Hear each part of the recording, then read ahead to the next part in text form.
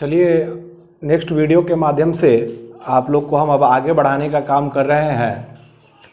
जैसा कि याद होगा आप लोगों को, हमने बतलाया था आपको पदार्थ के सामान्य गुण के बारे में, जनरल प्रॉपर्टीज़ ऑफ मैटर के बारे में बहुत सारी बातें हम लोग किए थे। मैटर के बारे में हमने आपको बतलाया था कि मैटर वैसे चीज़ को कहा जाता है जो स्थान घेरती है, जिसमें अपना भार होता है, जिसका अपना द्रव्यमान होता है, या जिससे हम अपने ज्ञानेंद्रिय के माध्यम से महसूस कर सकते हैं। ये पिछले क्लासों की बात थी। उसके अलावा पृष्ठ तनाव के बारे में भी हमने आपको बतलाया था। साथ ही आपको याद होगा हम दो बल के बारे में बतलाए हुए थे आप लोग को। इस बात को याद रखना है, एक ससंजन बल के बारे में बात बताए थे और एक असंजन बल के बारे में बात बताए थे। हमने बताया था कि जब कभी दो समान अणुओं के बीच कार्य होगा, जब दो समान अणु होगा तो ससंजन बल होगा, और जब दो असमान मॉलिक्यूल होगा तो वो असंजन या एडहेसिव फोर्स होगा। जब दो समान अणु होगा तो ससंजन बल होगा, जब ससंजन फोर्स काम करेगा कोहेसिव फोर्स काम करेगा, और जब दो असमान बल होगा तो असंजन बल कार्य करेगा। मतलब दो समान अणुओं के बीच में ससंजन बल लगता है और दो असमान अणुओं के बीच में असंजन बल लगता है। एक बात आप लोग को हम बता रहे हैं कि कुछ लोग यह सोचते होंगे जब हम वीडियो डालते हैं कि चलो ना छोटा छोटा वीडियो है बाद में देख लेंगे, फिर यह उसी तरह सा बात हो जाएगा जैसे क्लासरूम में हम आपको पढ़ाते थे तो आप लोग सोचते थे कि चलो ना बाद में एक के बार में पूरा रिवाइज कर लेंगे। धीरे धीरे पढ़ाई का क्रम बढ़ता जाता था और वह एक दो पेज जो पर डे आपको पढ़ाया जाता था वह कॉपी के रूप में कन्वर्ट हो जाता था और बाद में आपको कभी भी वह पूरे कॉपी पर आप कमांड नहीं कर पाते थे। तो हम उम्मीद करेंगे कि प्रत्येक वीडियो को और पूरा देखते जाइए, और साथ में क्या करना है, जो मुख्य मुद्दा आपको लगता है कि लिखने के लायक है उसको तो लिख ही लेना है। इसके अलावा कोई भी गाइड जिसमें एमसीक्यू हो, चैप्टर रिलेटेड हो, वो आप बना लो, और अगर उसमें कोई समस्या होता है तो फिर आप कमेंट बॉक्स में कमेंट कीजिए, या बहुत सारे लोगों के पास मेरा नंबर है उस पर भी आप संपर्क कर सकते हैं। चलिए यहाँ पे हम संपर्क अभी हम आपको बता रहे हैं कि जब भी दो किसी समान अणु के बीच में कार्य होगा ना तो ससंजन बल कार्य करेगा, और दो असमान अणु के बीच में कार्य करेगा तो असंजन बल कार्य करेगा। अब देखते हैं, चूंकि पृष्ठ तनाव के बारे में हम सब कुछ आपको बता चुके थे, अभी आज स्टार्ट करते हैं श्यानता के बारे में, विस्कोसिटी के बारे में। विस्कोसिटी या श्यानता के बारे में आज हम लोग बात कर रहे हैं। आप यह जान लीजिए कि श्यानता का भी कारण ससंजन बल है, श्यानता का भी कारण ससंजन बल है, पृष्ठ तनाव का कारण भी ससंजन बल है, श्यानता का कारण भी ससंजन बल है, और पृष्ठ तनाव का कारण भी ससंजन बल है, और श्यानता के कारण भी ससंजन बल है। मतलब, और यही नहीं, आपको केशिकत्व कैपिलरिटी वर्क में भी आपको ससंजन और असंजन का बहुत सारा उसका एग्जाम्पल के माध्यम से, या यूं कहिए कि ससंजन और असंजन के माध्यम से ही हम लोग कैपिलरिटी को भी समझेंगे। लेकिन कैपिलरिटी केशिकत्व बात की बात है, अभी हम लोग चर्चा करते हैं श्यानता के बारे में। तो श्यानता के बारे में जान लीजिए कि अगर किसी श्यानता जो पहले सुन लेना है, श्यानता जो होता है सो तरल के अंतर्गत होता है। किसी भी तरल में आपको विस्कोसिटी का मान पाया जाता है। अब यहां पर एक बात समझ लेना है कि तरल का मतलब हम लोग सीधा सीधा द्रव से लगा लेते हैं, लेकिन ऐसा नहीं है। तरल के अंतर्गत, लिक्विड के अंतर्गत आपको द्रव और गैस दोनों आता है। श्यानता के संदर्भ में जब भी हम तरल का बात करेंगे तो इसके अंतर्गत आपको द्रव और गैस दोनों की बात करेंगे। श्यानता के अंदर जब भी बात करेंगे तो तरल, श्यानता के अंतर्गत जब भी तरल की बात करेंगे तो इसके अंतर्गत द्रव और गैस दोनों की बात करेंगे।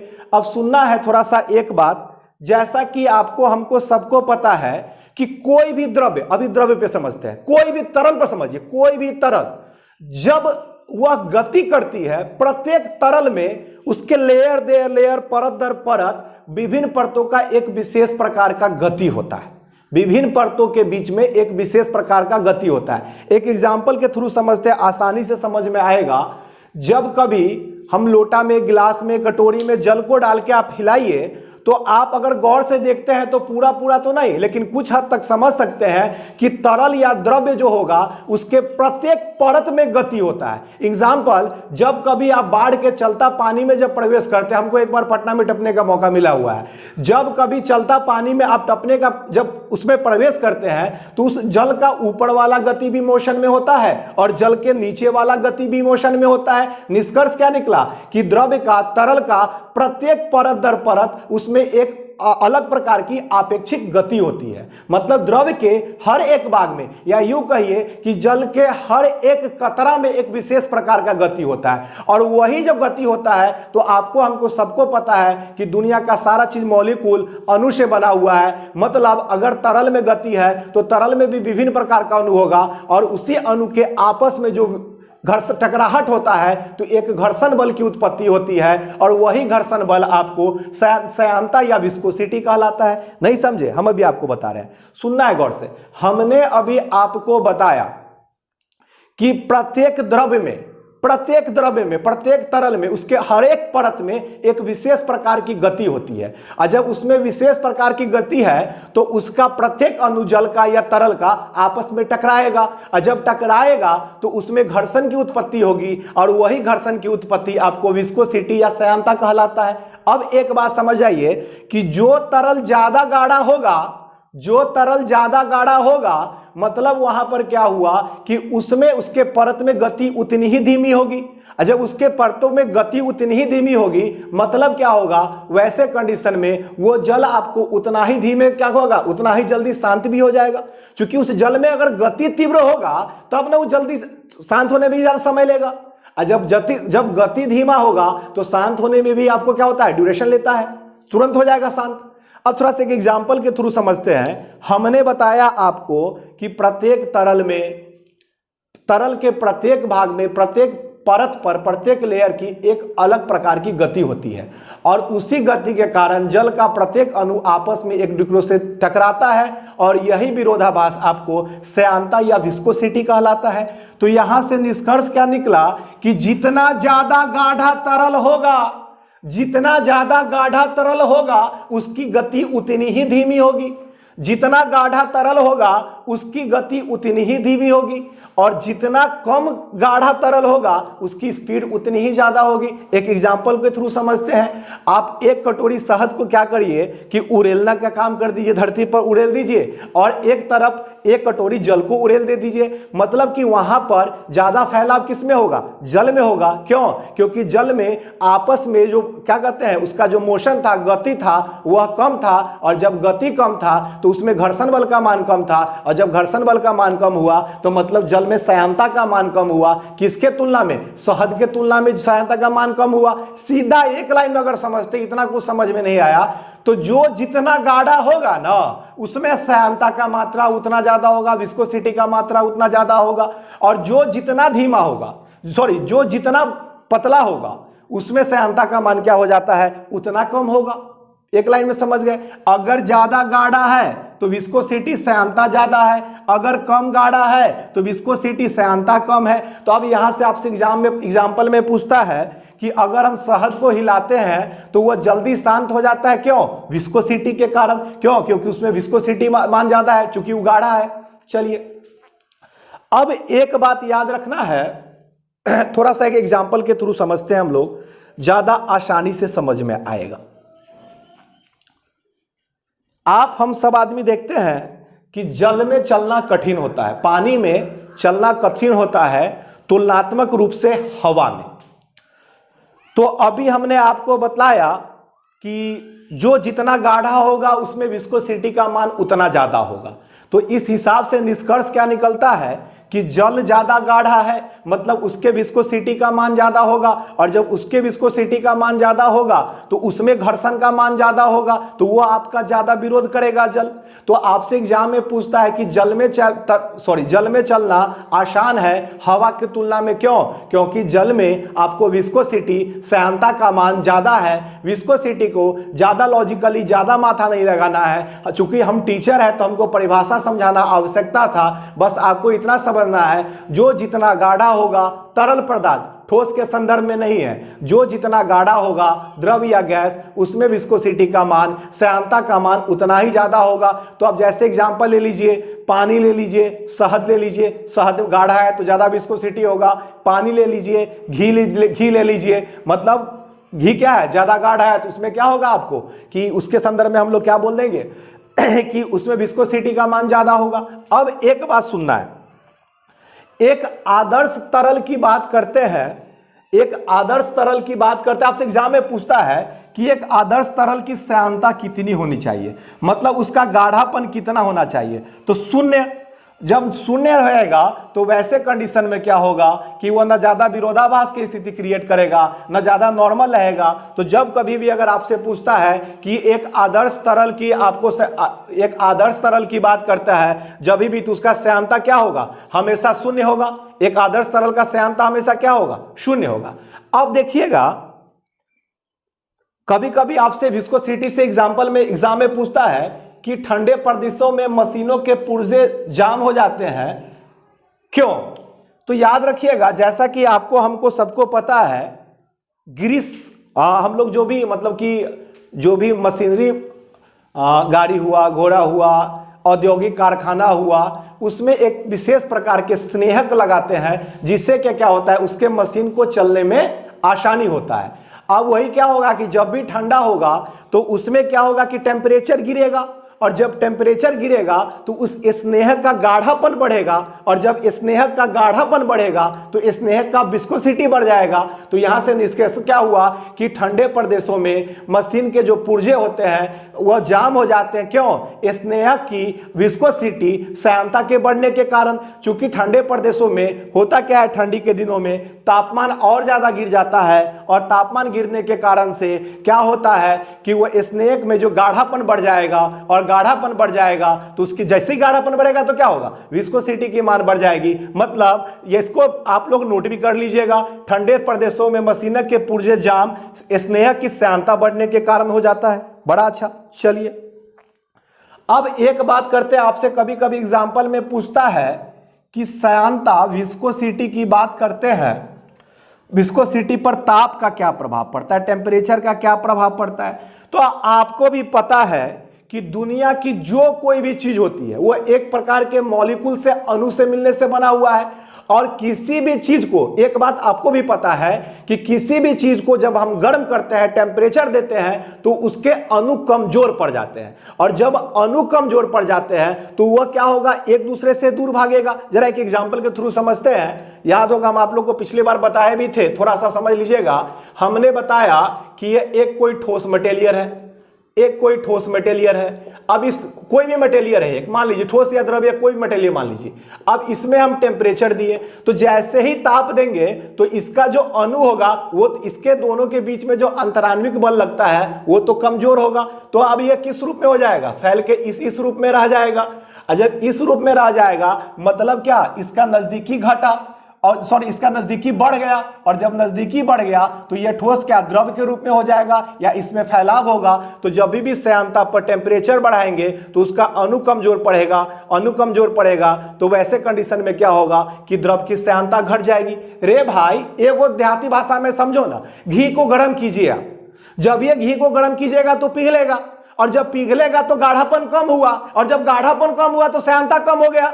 भाई एक बात फिजिक्स के साथ सबसे अच्छा चीज क्या है कि जब भी आपके उसको परिभाषा के थ्रू समझ में नहीं आता है तो उसे अपने आप पर जोड़ के देख लीजिए, आसानी से आपको समझ में आ जाएगा। मतलब टेम्परेचर बढ़ाने पर द्रव की श्यानता क्या होगी, घटेगी। हमने अभी आपको बताया, आप घी को गर्म करके देख लीजिए, जैसे ही घी के गर्म कर कीजिएगा तो उसमें क्या होगा कि उसका गाढ़ापन कम होगा, और उसका गाढ़ापन कम होगा तो क्या होगा, उसकी श्यानता कम हो जाएगी। चलिए और श्यानता का क्या कारण है, श्यानता है मतलब समान प्रकार का अणु है, ससंजन बल के कारण ही श्यानता डेवलप होता है, ससंजन के कारण ही पृष्ठ तनाव। उम्मीद करते हैं आप लोग को विस्कोसिटी श्यानता समझ में आया होगा। अब अगर धीमे धीमे पढ़ाएंगे तो काम नहीं चलेगा, आप लोग पूरा वीडियो देखिए, बात समझिए, जमा नहीं करना है, इसको पूरा देखना है। पूरा देखिएगा तो आगे चल के कुछ और शेयर लाइक थोड़ा सा कर दीजिए, क्योंकि सीधा सरल सा बात है, जब हम क्लास में पढ़ाते हैं कोई भी टीचर के साथ ये एप्लीकेबल है, अगर सामने में स्टूडेंट का संख्या ज्यादा होता है तो टीचर को एनर्जी ज्यादा आता है, और जब एनर्जी ज्यादा आता है तो और वो बेस्ट कंटेंट सब देना शुरू कर देता है। और ऑनलाइन के थ्रू क्या है, यूट्यूब के थ्रू क्या है कि जितना व्यूअर ज्यादा होगा, जितना सब्सक्राइबर ज्यादा होगा, उतना एनर्जी लेवल हमारा बढ़ेगा, और जितना एनर्जी लेवल बढ़ेगा उतना बेहतरीन कंटेंट हम आप लोग को बताएंगे। चलिए इस केशिकत्व की बात करते हैं, कैपिलरी की बात करते हैं। तो जरा सा एक बात पहले सुन लीजिएगा, कांच की पतली नली को जैसा कि आपको हमको सबको पता है कि कांच की पतली नली को हम लोग केशिका नली के नाम से जानते हैं। कांच की पतली नली को हम लोग केशिका नली के नाम से जानते हैं, कैपिलरी ट्यूब के नाम से जानते हैं। कांच की पतली नली को हम लोग कैपिलरी ट्यूब बोलते हैं। और जब कभी इस कैपिलरी ट्यूब को हम मतलब कि बाल्टीन में या भरे हुए किसी बर्तन में डुबाते हैं तो ऊपरी भाग में जो जल का स्तर होता है, जो जल का आपको आकार होता है, ये अर्धचंद्राकार होता है। कभी कभी आपसे पूछ भी देता है कि कांच की पतली नली में ऊपरी भाग में जल का आकार कैसा होता है, तो अर्धचंद्राकार होता है। बिल्कुल आपको दिख रहा है ये अर्धचंद्राकार है। तो यही कांच की पतली नली को हम लोग केशिका नली बोले या कैपिलरी ट्यूब बोले। और यही कांच की पतली नली की बात करते हैं, इसके ऊपरी वाले भाग में क्या होता है कि जो आकृति है वह चंद्राकार होता है, अर्धचंद्राकार होता है। चलिए दूसरी बात, यही चांदी का आप अगर पतला नली देते हैं तो ऊपर वाले जल का आकार जो होता है, यह भी पूछा हुआ एग्जाम है कि ऊपरी भाग के जल का आकार कैसा होता है, तो वह क्षैतिज होता है, हॉरिजेंटल होता है। दोनों बातों को गौर से समझिएगा। ये बहुत कम जगह लिखा हुआ, बहुत जगह है, लेकिन इसको समझने में बड़ी परेशानी होती है। हम लोग आसानी से इसको समझने का प्रयत्न करते हैं। हमने अभी बतलाया कि कांच की पतली नली को हम लोग केशिका नली बोलते हैं, और इसी केशिका की नली को, कैपिलरी ट्यूब को, इसी कैपिलरी ट्यूब को अगर आप किसी भरे हुए जल में बाल्टी या किसी बर्तन में डुबाते हैं तो ऊपरी वाले भाग की जो आकृति होती है जल की, वो अर्धचंद्राकार होती है। बिल्कुल आप लोगों को दिखाई दे रहा है। लेकिन यही जब आप चले आते हैं चांदी के नली में तो ये क्षैतिज आकार का, हॉरिजेंटल आकार का हो जाता है। ऐसा क्यों? हम आपको बताए थे, याद होगा, कि जब भी दूगो समान अणु होगा ना तो ससंजन बल काम करेगा, और जब दूगो असमान अणु होगा तो असंजन बल काम करेगा। दुनिया में दुनिया को फोर्स, एक एग्जाम में तो पूछ दिया कि बल कितने प्रकार के होते हैं। अब बल कितने प्रकार के होते हैं यह बताने के लिए और यह लॉजिक देने के लिए, बल तो बहुत प्रकार के होते हैं। गुरुत्वाकर्षण बल, नाभिकीय बल, बहुत सारा बल है, ससंजन बल, असंजन बल, जो घर्षण बल, लोटनिक बल, बहुत सारा बल है। लेकिन यहां पे मुद्दा आता है, जितने भी फोर्स है उस सारे फोर्स की जो उत्पत्ति होती है वो दो ही प्रकार के फोर्स से होती है, और वह दो प्रकार का जो फोर्स है वो दो ही है, एक है ससंजन और दूसरा है असंजन। एक है ससंजन और दूसरा है असंजन। आप सारे फोर्स को लॉजिकली कस के देख लीजिए, कहीं ना कहीं इसी फोर्स से आपको बात चलता है। अब ससंजन और असंजन की बात करते हैं, एगो थोड़ा सा बात समझिएगा। एगो राम है, एगो श्याम है, दो व्यक्ति, राम ससंजन बल वाला है और श्याम असंजन वाला है। अब एक बात बतलाइए कि अगर ससंजन वाले राम का ताकत ज्यादा होगा तो असंजन वाले को इधर खींचेगा, और असंजन वाले श्याम का ताकत ज्यादा होगा तो ससंजन वाले के इधर खींचेगा। लेकिन जब दोनों का ताकत बराबर होगा तो यह तो यथा स्थिति में रहेगा। एक रस्सी के तरफ दोनों को रख दीजिए और बोलिए रस्सी खींचो। अगर ससंजन वाले राम का ताकत ज्यादा होगा तो वह अपनी ओर खींच लेगा, और यह असंजन वाले श्याम का ताकत ज्यादा होगा तो वह उसी अपनी ओर खींच लेगा। अगर दोनों का ताकत बराबर होगा तो रस्सी तो यथावत बना रहेगा, न इधर जाएगा न उधर जाएगा। ठीक उसी तरह जब भी कांच की पतली नली की शीशा की नली की चांदी की नली की बात करते हैं तो चांदी का जो ससंजन बल का मान होता है ना, चांदी के जो ससंजन बल का मान होगा, या यूं कहिए कि जल के जो ससंजन बल का मान होगा, जल के जो ससंजन बल का मान होगा वह चांदी के ट्यूब का और जल के असंजन बल के मान के बराबर होगा। चूंकि दो समान अणु के बीच में तो ससंजन बल लगेगा, तो सिर्फ अगर जल की बात करते हैं तो इसमें समान अणु है तो इसमें ससंजन बल लगा। लेकिन चांदी की बर्तन की बात कर रहे हैं तो एक तरफ चांदी है और दूसरे तरफ जल है, दूगो असमान अणु है तो असंजन बल लगेगा।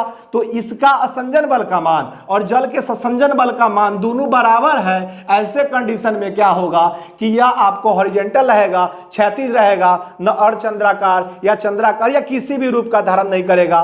तो जब कभी भी आपसे अगर यह पूछता है कि कांच की पतली नली की ऊपरी आकृति कैसी होती है तो अर्धचंद्राकार, और अगर जब कभी आपसे पूछता है कि अगर जो नली है, जो कांच की नली ना होकर के वह नली अगर आपको चांदी का हो जाए तो ऊपरी वाले भाग का आकार कैसा होगा, तो ऊपरी वाले भाग का आकार क्षैतिज होगा। एक बात याद रखिएगा, बहुत लोग क्या होता है कि YouTube के क्लास के माध्यम से अगर पढ़ाते हैं तो सिर्फ उसी चीज को समझाने का कोशिश करते हैं, सिर्फ उसी चीज को जो आसानी से समझ में आ जाए। रे भाई, सिर्फ आसान चीज को पढ़ने से अगर रिजल्ट आ जाता तो बहुतों का कब्बे आ गया रहता।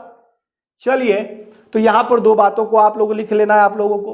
कांच की पतली नली में जल के ऊपर, कांच के पतली नली में अगर जल भर देते हैं तो ऊपरी भाग का आकार अर्धचंद्राकार या अवतल होगा, और वही जब शीशा चांदी का हो जाएगा तो वैसे कंडीशन में क्या होगा, समतल होगा। अब चलिए, यही कांच की पतली नली को केशिका नली कहते हैं, और इसी कांच की पतली नली में जल के ऊपर या नीचे चढ़ने की घटना को केशिकत्व या कैपिलरिटी कहते हैं। आपको हमने बताया कांच की पतली नली को केशिका नली कहते हैं, और इसी केशिका नली में जल ऊपर चढ़ने या नीचे आने की घटना को हम लोग क्या बोलते हैं, केशिकत्व की क्रिया बोलते हैं। अब थोड़ा सा इसमें आगे बढ़ना है। जैसे कुछ आपसे एग्जाम्पल में पूछता है, एग्जाम में पूछता है कि लालटेन, दीप, आप देख लालटेन या दीप में जो जलता है उसमें तेल सप्लाई किस क्रिया के कारण होता है, तो केशिकत्व की क्रिया के कारण, पहली बात। दूसरी बात, आपसे यह भी पूछता है कि पेड़ पौधा जो अपने जड़ों के माध्यम से जल का अवशोषण करता है किसके कारण, कैपिलरिटी केशिकत्व के कारण। तीसरा आपसे यह पूछता है कि बारिश होने के बाद एक किसान को खेत जोतना क्यों जरूरी होता है, तो उसमें भी केशिकत्व वाला बात है। चौथा आपसे पूछता है कि आप जब कभी देखते होइएगा कि एक तौलिया को भरे बाल्टीन में आधा वाला पार्ट को आप डुबा दीजिए, जब आधा वाला पार्ट आप डुबा के छोड़ देते हैं तो धीरे धीरे देखिएगा कि आपका पूरा कपड़ा गीला हो जाता है, किसके कारण, कैपिलरिटी के कारण। पांचवी बात यह है कि आपको क्या से एक ब्लॉटिंग पेपर जो स्याही सोखता होता है वो स्याही को सोख लेता है, किसके कारण, तो कैपिलरिटी के कारण, केशिकत्व के कारण। यह सब तो कुछ एग्जाम्पल है जो एग्जाम में पूछा है। अब हम लॉजिकली सबको समझाने का कोशिश करते हैं। मान लीजिए ये एक पौधा है, ये एक पौधा है, एग्जैक्ट हमको बनाने नहीं आता है, फिगर पता है। अब देखिए कि हमने क्या हुआ कि इसमें आपको जल डाला। अब सीधा सरल सा बात है, पौधा जो अपने अंदर जो उचित मात्रा में उसको जल की आवश्यकता होती है वो जड़ से लेता है। अब इसमें क्या हमने डाला, जल। तो याद रखिएगा जल के समान अणु में तो ससंजन बल लगेगा। सिर्फ जल की बात करते हैं तो जल के समान अणु में तो ससंजन बल लगेगा, पहली बात। और दूसरी बात, इसके जड़ में और जल में क्या लगेगा, असंजन बल लगेगा। नहीं समझ में आ रहा है, गौर से सुनिएगा, बहुत इंटरेस्टिंग है। लोग सिर्फ क्या रट लेता है कि चलो केशिकत्व के कारण ऊपर गया, लेकिन केशिकत्व की क्रिया यहां पर क्यों हुई, तो केशिकत्व की क्रिया ससंजन बल और असंजन बल को जब तक इसमें हम अप्लीकेबल नहीं करेंगे तब तक केशिकत्व की क्रिया हमको समझ में नहीं आएगा। हमने बताया पौधा के जड़ है, इस जड़ में क्या डाले, जल। तो जब जल प्लस जल के बीच में क्या होगा, समान अणु होगा, और जब समान अणु होगा तो जल में क्या लगेगा, ससंजन बल, कोहेसिव फोर्स। दूसरी बात, पौधा का जड़ तथा जल में क्या होगा, यह तो दो असमान अणु है, और जब असमान अणु होगा तो असंजन बल लगेगा। समझ में आ रहा होगा, उम्मीद करते हैं। हमने बताया पौधा का जड़ और जल में क्या होगा, दोनों वो असमान अणु है तो असंजन बल लगेगा, और सिर्फ जल में क्या लगेगा, ससंजन बल। तो पौधा के जड़ और जल में जो असंजन बल का मान होगा वह जल के ससंजन बल के मान से अधिक होता है। इसके कारण कैपिलरिटी की क्रिया डेवलप होती है और जल ऊपर चढ़ जाता है। मतलब जड़ क्या किया, केशिका नली का कार्य किया, और इसी केशिका नली में जब जल ऊपर चढ़ गया तो यही क्रिया क्या कहलाई, केशिकत्व या कैपिलरिटी कहलाई। उम्मीद करते हैं आप लोग को समझ में आ रहा होगा। टफ चीज नहीं है, आसान है, धीरे धीरे सब लोग देखेंगे, इसको आगे बढ़ते हैं। तो हमने आपको यह बतलाया कि पौधा का जो जड़ हुआ और जल क्या हुआ, असंजन बल, और जल में क्या हुआ, ससंजन बल। यहां पर असंजन बल का मान हुआ इसलिए जल ऊपर चढ़ गया, इसलिए केशिकत्व की घटना हो गई। चलिए दूसरी बात, ये पहला एग्जाम्पल तो सही हो गया। तो याद रखिएगा कि जब जड़ या पौधे के जड़ में आप जल डालते हैं तो ऊपर किसके कारण से चढ़ता है? जड़ और जल के असंजन बल का मान जल के ससंजन बल के मान से अधिक होने के कारण आपको जो जल हो जाता है वो ऊपर चला जाता है। आगे बढ़ते हैं, एक बात आप भी याद रख लीजिएगा। मान लेते हैं कि यह आपको एग्जैक्ट नहीं बना, डिबिया बनाए, दीप बना दिए। जब ये दीप बनाए तो बउआ इस दीप में क्या होगा? मिट्टी तेल। इस दीप में क्या होगा? मिट्टी तेल। और इस दीप में मिट्टी तेल का अलावा क्या करते हैं हम लोग? बत्ती डालते हैं। तो याद रखना है एक बात, यह बत्ती क्या करेगा? केशिका नली का कार्य करेगा, कैपिलरी का कार्य करेगा। अब एक बात बताइए, मिट्टी तेल में तो समान अणु होगा। जब मिट्टी तेल में समान अणु है और मिट्टी तेल प्लस बत्ती में क्या होगा? असमान अणु होगा। प्लस बत्ती में क्या होगा? असमान अणु होगा। तो मिट्टी तेल और बत्ती में जब असमान अणु है तो यहां पर क्या लगेगा? असंजन बल। यहां पर आपको लगेगा असंजन बल। और मिट्टी के तेल में क्या होगा? ससंजन बल। तो यहां पर भी वही बात होती है, असंजन बल का मात्रा ज्यादा हो जाएगा। और जब असंजन बल का मात्रा ज्यादा हो जाता है तो मिट्टी तेल आपको रेगुलर ऊपर चढ़ता रहता है। और जब कभी केस कैपिलरी में क्या होता है कि जल ऊपर या नीचे या कोई द्रव्य ऊपर या नीचे जाता है तो वह घटना क्या कहलाता है? केशिकत्व। मतलब मिट्टी तेल या लालटेन में जो लगातार तेल का सप्लाई बना रहता है वो केशिकत्व की घटना के कारण, कैपिलरिटी के घटना के कारण। उम्मीद करते हैं आप लोग को समझ में आ रहा होगा। चलिए आगे बढ़ते हैं। इसको एक बात थोड़ा सा और हम लोग इसमें समझते हैं कि बरसात के बाद किसान क्या करता है कि खेत को अक्सर जोतता है। वो जोतना उसकी मजबूरी होती है। यूं कहे आप भी देखते हैं कि जब काफी लंबा अंतराल के बाद बारिश होता है तो बारिश होते ही सारा जल, बारिश समाप्त हुआ, आधा पौन घंटा कुछ देर के बाद सारा जल धरती में गायब। भाई वो कैसे हो जाता है जरा सुनिएगा। जब कभी मिट्टी बंजर होता है तो उसमें एक पतली पतली मिट्टी के नीचे एक नलिका बन जाती है। पिछले एक नाली टाइप का, नलिका टाइप का बन जाता है मिट्टी के नीचे, खेत के नीचे इस टाइप का एक नलिका बन जाता है। और यह नलिका जो होता है वो कैपिलरिटी केशिका नली का कार्य करता है। ये केशिका नली का कार्य करता है। ऊपर से बारिश हुआ, जल का बूंद इकट्ठा हुआ, और जैसे ही जल का बूंद इकट्ठा हुआ तो ये कैपिलरी जो पहले से डेवलप है क्या करेगा? अपने माध्यम से पूरा जल को धरती के पास पहुंचा देगा। अपने माध्यम से पूरा जल को क्या करेगा? धरती के पास पहुंचा देगा। तो अक्सर बारिश होने के बाद जो किसान जुताई करता है इसी कैपिलरी को तोड़ देता है। जब इस कैपिलरी को यह तोड़ देगा किसान जुताई के माध्यम से तो यह जो जल का मात्रा होगा वह नीचे नहीं जाएगा। और जब जल का मात्रा नीचे नहीं जाएगा ऐसे कंडीशन में क्या होगा आपको कि वह क्या कहला जाएगा कि जल ऊपर ही रख जाएगा। मतलब बारिश होने के बाद किसान जो जुताई करता है उसमें वह कुछ नहीं कार्य करता है, उसका बस एक ही कार्य होता है, केशिका नली को तोड़ना। चलिए ये तो केशिकत्व की बात थी, कैपिलरिटी की बात थी। यहां पर एग्जाम्पल हमने क्या क्या दिया? बराबर एग्जाम्पल देता है पूछता है आपसे, मतलब कि लालटेन में ऊपर तेल चढ़ना, दिया में ऊपर तेल चढ़ना केशिकत्व के कारण, पौधे के जड़ से ऊपर जाना जल केशिकत्व के कारण, स्याही सोखता, ब्लॉटिंग पेपर जो स्याही को सोखता है केशिकत्व के कारण। यह सब बात करी केशिका। और केशिकत्व की क्रिया किसके कारण होता है? तो ये भाई दो फोर्स के कारण, ससंजन बल के कारण और असंजन बल के कारण यही क्रिया था। तो आज हम आप पढ़े केशिकत्व श्यानता के बारे में। धीरे धीरे हम अपने आप को अप टू डेट कर रहे हैं। अब कल जब अगला वीडियो जाएगा तो इसमें दाब और प्लवन का, और एक उम्मीद करते हैं आप लोग पूरा वीडियो देखिए। जब तक पूरा वीडियो नहीं देखिएगा आपको हमारा इंपॉर्टेंस या पढ़ाई का इंपॉर्टेंस नहीं पता चलेगा। ये संबंधित चैप्टर देखिए, चैप्टर वाला वीडियो देखिए, उसके बाद कोई गाइड के माध्यम से एमसीक्यू बनाइए। और जैसे ही एमसीक्यू बनाइएगा आपका बेटरमेंट पकड़ होगा। आगे चल के हम बहुत कुछ आप लोग एक शेयर और लाइक पक्का कीजिए, क्योंकि जितना व्यूअर बढ़ेगा उतना हमारा एनर्जी लेवल बढ़ेगा, कॉन्फिडेंस लेवल बढ़ेगा, और जितना बढ़ेगा बेटर कंटेंट आप लोग को देते हैं। मिलते हैं फिर अगले वीडियो के माध्यम से।